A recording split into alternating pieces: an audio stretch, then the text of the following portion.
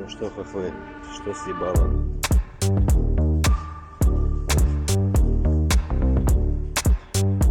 Вот такие машинки интересные у нас. А это машина специально для нашего спецназа. Называется Борз. Бронированный автомобиль.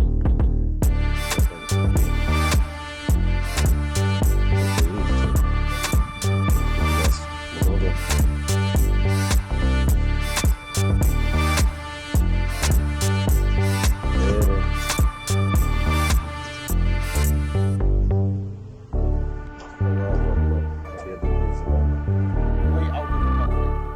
Out of the conflict. The way out of the conflict is to Russia to leave Ukraine. That's the way out of the conflict. Thank you.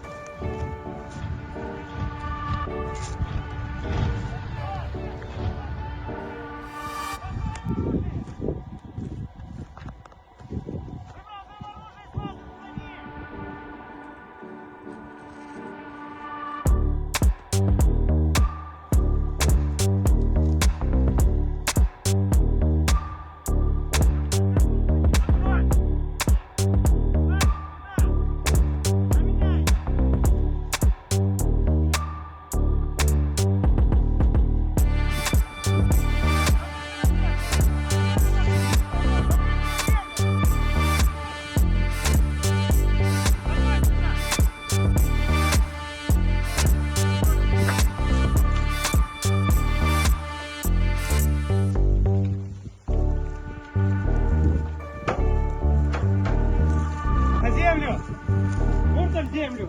Промес это есть еще? Нет.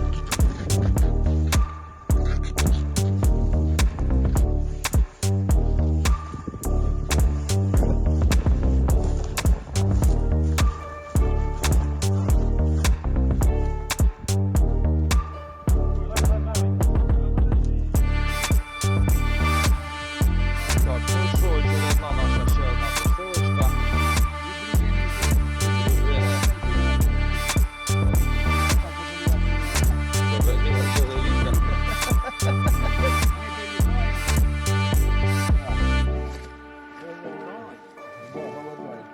Що там? Це таке тут.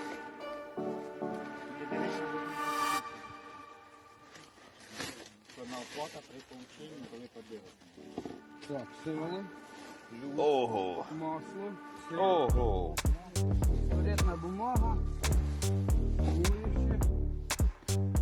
Так, це подаруночок ковдра, щоб я не замерзав. Ага, отлично.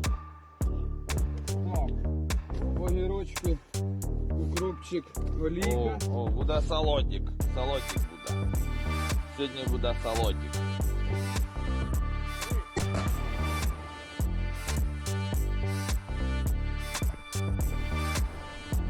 We're with a Ukrainian artillery battery who've just been firing, we're told, at some Russian infantry about 10 miles from here.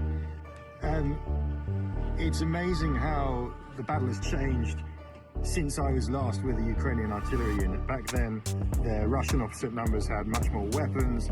They were very nervous about counter-battery fire. They're still nervous about counter-battery fire. And we've just heard a lot of automatic weapons fire somewhere over there at what we think was a Russian drone looking for this position. The message from these artillery boys is, look, if in Donbass the Russians were just, back in spring, the Russians were just flattening everything, they're now acting like the Ukrainians were at the beginning of the war. They're being much more careful about what they fire at. They're not wasting shells. They're sending over far fewer drones. And the feeling is here that, or one of the artillerymen said, at minimum, we're on parity with the Russians. but we've probably got firepower superiority now, which is quite a remarkable change. And just the atmosphere, that sense of confidence, you can tell just being here how the tide of this war seems to be going up. According to Ukraine's president, saying his country's forces have taken back more than 500 square kilometers of territory in the Kherson region, all in less than a week. He also said they've seen success in the eastern direction and that the day will come when they talk about the, quote, liberation of Crimea. It comes as Russian forces abandon many of their positions in the south, with them being battered on the front lines and morale slipping. CNN's Melissa Bell has exclusive reporting from Russia's Wagner Group, a mercenary organization aiding in the war against Ukraine. We want to warn you, some of the images you'll see are disturbing. The chaos of Ukraine's front lines through the eyes of a Wagner mercenary. Legs, guts, arms, boys, it's almost done. A video shared exclusively with CNN by a member of Vladimir Putin's so-called private army. One of those who's seen enough. I'm sorry, bro. I'm sorry. A far cry from the slick propaganda used by Wagner to entice recruits to the depleted Russian front lines. Long kept in the shadows by Moscow, the elite paramilitary group, or the musicians as they call themselves, now lionized for their role in Russia's springtime victories. Like the surrender of Azovstal or the fall of Mariupol. The mercenaries' experience initially making all the difference to Moscow, according to this former Wagner commander.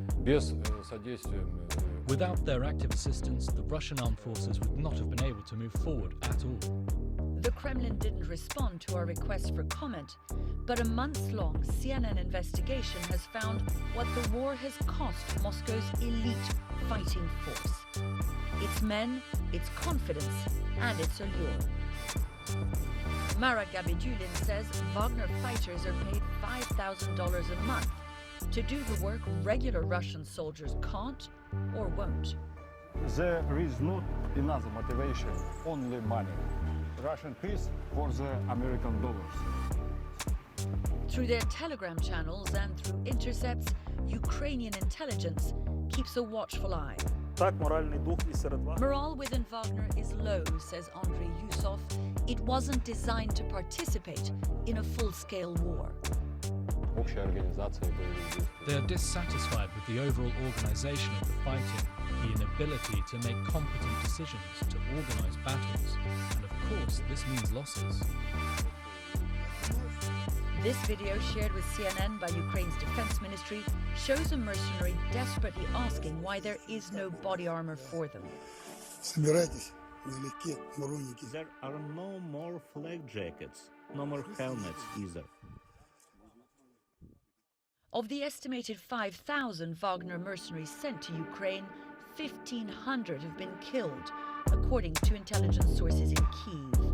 In Russia, that's meant recruitment drives.